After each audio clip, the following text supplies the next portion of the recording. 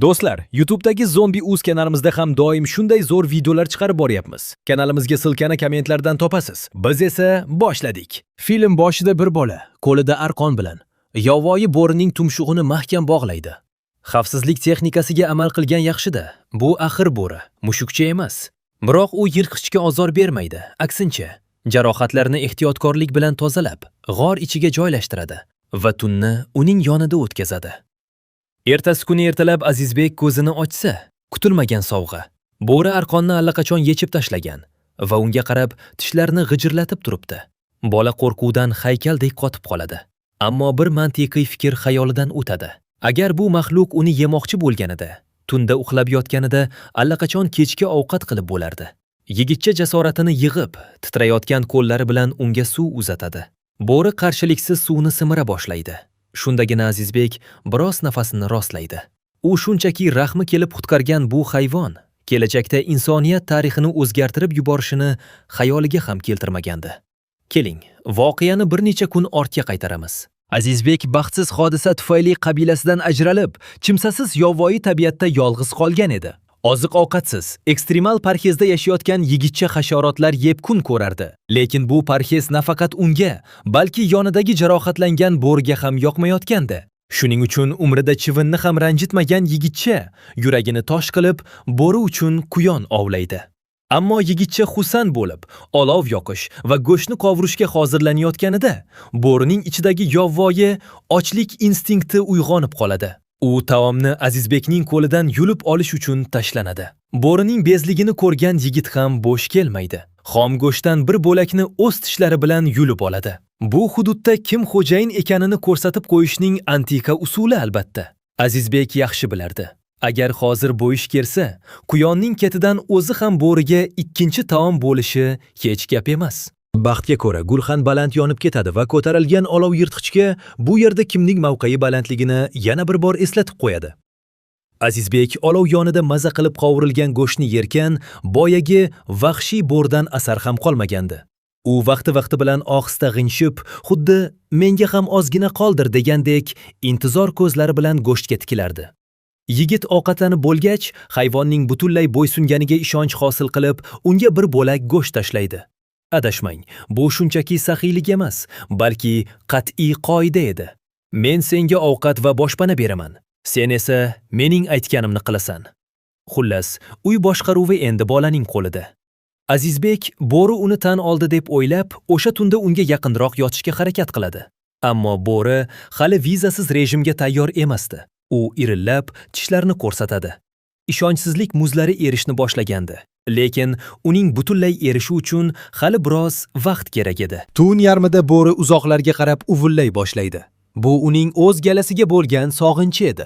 Bu g'amgin ovozni eshitib, yigitchaning ham o'z qabilasi esiga tushib ketadi. Aynan shu lahzada o'z yaqinlari tomonidan tashlab ketilgan ikki yolg'iz qalb o'rtasida ko'rinmas ko'prik quriladi. Ko'p o'tmay, Azizbekning jarohatlari bitib, u qabilasiga qaytishga qaror qiladi. Hatto bo'ri bilan erkakchasiga xayrlashmoqchi ham bo'ladi. Ketishdan oldin u o'z sharfini qaytarib olmoqchi edi. Lekin bo'ri go'yoki bu esdalik sovg'asi menda qoladi degandek matoni qo'yib yuborishni xohlamaydi. Odam bolasi qattiq tortishib, nihoyat uni sug'urib oladi. Bo'ri ortiq qarshilik ko'rsatmay, yerda yotgancha unga termuladi. Bechora hayvon insonlarning xayrlashuv marosimini tushunmasdi. U faqat sharfdagi oziq-ovqat va iliqlik, ya'ni Azizbekning hidini yo'qotishni istamasdi xolos. Azizbek bo'rining o'z galasiga ketishini istaydi, lekin bizning do'stimiz joydan jilmaydi. Iloji qolmagach bola yo'lga yolg'iz tushadi. Ammo u uzoqlashishga ulgurmay, bo'ri uning ortidan ehtiyotkorlik bilan masofani saqlagancha jimgina ergashadi. Faqat kuchlilar tirik qoladigan ushbu shafqatsiz dunyoda aqlli jonzot jarohatlangan holatda yolg'iz yashash qiyinligini tushunib yetgan. Shuning uchun ham u instinktiv ravishda bolaning yonida qolishni ma'qul ko'radi. Azizbek qancha urushib, uni haydab yubormasin, foydasi yo'q. Bo'ri uni allaqachon boquvchim deb tanlab bo'lgandi. Yigitcha nima qilishni bilmay bosh qotirib turganida, bo'ri to'satdan uning oldiga yuguradi. Hayron bo'lgan yigitcha uning ortidan borib, tepalik etagida yashiringan yovvoyi cho'chqalar podasini ko'radi. Azizbek ko'zini pirpiratishga ulgurmay, bo'ri pastga otilib, o'ljani unga qarab kuva boshlaydi. Bu ocharchilik paytidagi ajoyib ov imkoniyati edi. Lekin odam bolasining tajribasizligi pand beradi. U fursatni qo'ldan boy beradi va cho'chqalar vahima ichida qochib ketadi. Chala ovchining ahvolini ko'rgan bo'ri faqat Azizbek o'zining so'nggi luqma ovqatini uzatganidan keyingina unga yaqinlashib, yemishni qabul qiladi. Shu kundan boshlab yigitcha uni har safar ovqatlantirganda hushtak chalib chaqirishni odat qiladi. Qizig'i shundaki, bir necha takrorlashdan keyin bo'ri har safar hushtak ovozini eshitganda uning yoniga kela boshlaydi. Shunday qilib Azizbek unga ism qo'yadi. Alfa. Endi yonida Alfa bor ekan, oziq-ovqat muammosi hal bo'ldi. To'g'ri, bolaning ovchilik qobiliyati havas qilgudek emas, lekin u olov yoqishni biladi. Alfa esa tug'ma professional ovchi. Bir so'z bilan aytganda, mukammal tandem. Endi ular har kuni birgalikda issiq qozon kabob yeyishyapti. Har safar tunda qovurilgan go'shtni baham ko'rishganda, Alfaning qarashlarida bolaning ishtahasiga nisbatan shunchalik ham oz yeysanmi degandek biroz kamsitish sezilardi. Lekin tun yarmida olov o'chib, sovuq o'rmalab kelganda, u barcha ginalarni unutilib, jon deb Azizbekning yoniga burishib yotardi. O'zining qalin mo'ynasi bilan uni isitib, ertalab esa yigitchani qo'l tili bilan uyg'otardi. Ibtidoiy davrning eng ishonchli va shovqinsiz bu dilnigi. Bir paytlardagi dushmanlik va shubhalardan esa asar ham qolmagandi. Ular shunchalik yaqinlashib ketishadiki, yigitcha ehtiyotkorlikni butunlay unutadi. Kunlarning birida u shunchaki hazillashib, Alfani daryoga uloqtiradi. Bo'ri esa xafa bo'lish o'rniga u bilan miriqib, suv sachratib o'ynaydi. Qirg'oqqa chiqqach esa mehmondorchilik uchun rahmat degandek, og'zida yangi tutilgan baliqni olib keladi. Bu cheksiz kimsasiz tabiatda ular bir-birlarining yagona tirgagi edilar. Ammo qish kutilganidan erta kelib, hamma yoqni qor qoplaydi. Endi bu juftlik professional jamoaga aylangan, o'sha eski tanish yovvoyi cho'chqalarni osongina yiqitishardi. Hammasi tinchgina o'tayotgandek edi. Biroq galdagi go'shtxo'rlik ustiga hid olib och qolgan yovvoyi bo'ri kelib qoladi. Yigitcha darhol to'qmoqni qo'lga oladi.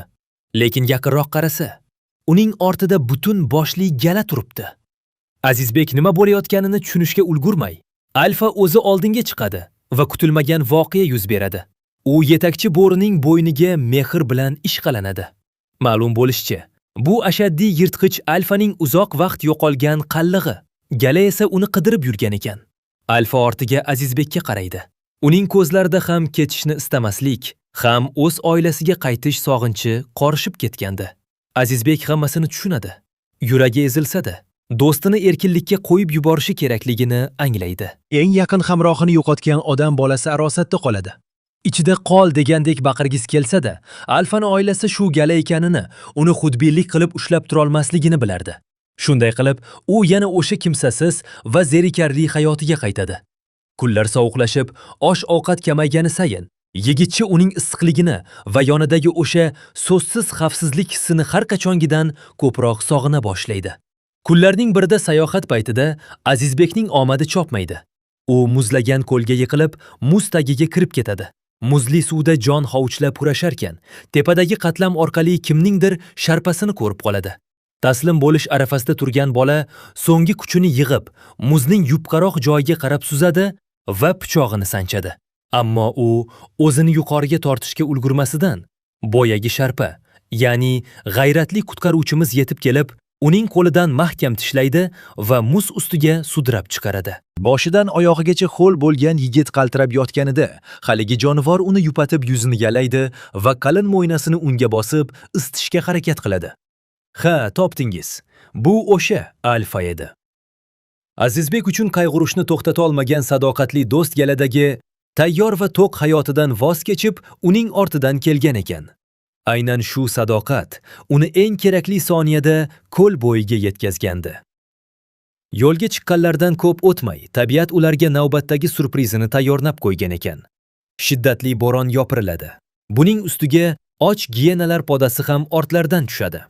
Boshqa chora yo'qligidan bola va Alfa bo'ron ichiga otilib umidsiz qochishni boshlashadi. Tavakkal qilib bir g'orga yashirinishadi. Xayriyat, giyenalar ularni o'tkazib yuborishdi. Ammo Azizbek endigina nafasini rostlaganida, Alfa to'satdan tishlarini g'ijirlatib, g'orning qorong'uligiga qarab irillaydi. Instinktlar adashmaydi. Ichkaridan ulkan, och qolgan sher chiqadi. Alfa zarracha ikkilanmay, o'zidan 3 barobar katta yirtqichga tashlanadi.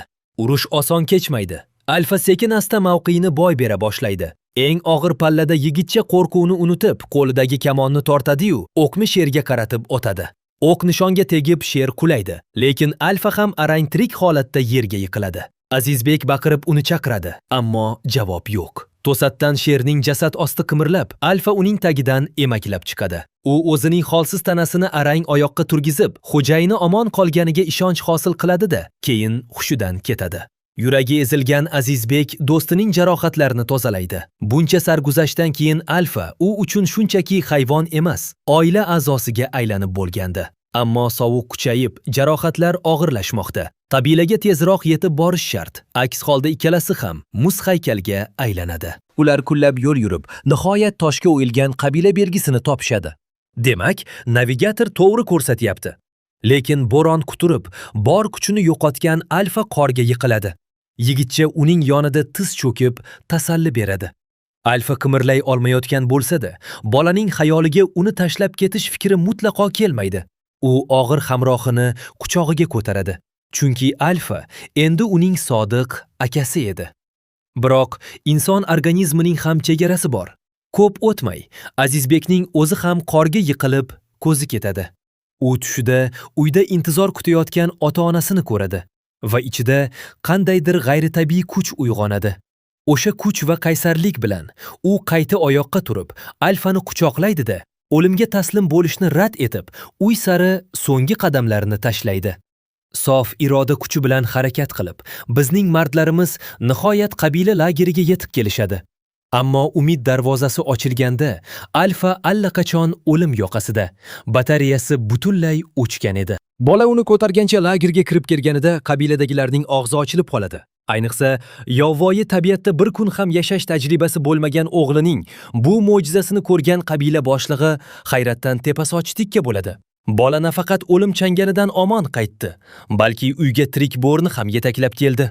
Azizbek hushidan ketishidan oldin so'nggi kuchi bilan hayvonni ko'rsatib, otasidan uni qutqarishni o'tinib so'raydi. Yigitcha ko'zini ochganda issiqqina chodirda yotardi. Uyg'oniboq qilgan birinchi ishi "Alfa qani?"